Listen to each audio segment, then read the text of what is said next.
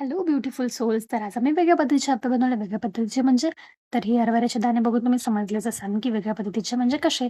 तर त्यासाठी आम्ही 1 वाटी हरभरा घेतला आहे. त्याच्यानंतर कांद्याची पाल, लसूण, अद्रक, सांबार, 1 वाटी रवा, 1 वाटी बेसन आणि ही पत्ताकोबी. पत्ताकोबी ऑप्शनल आहे. तुम्हाला आवडत असेल तर टाकू शकता किंवा नाही पण.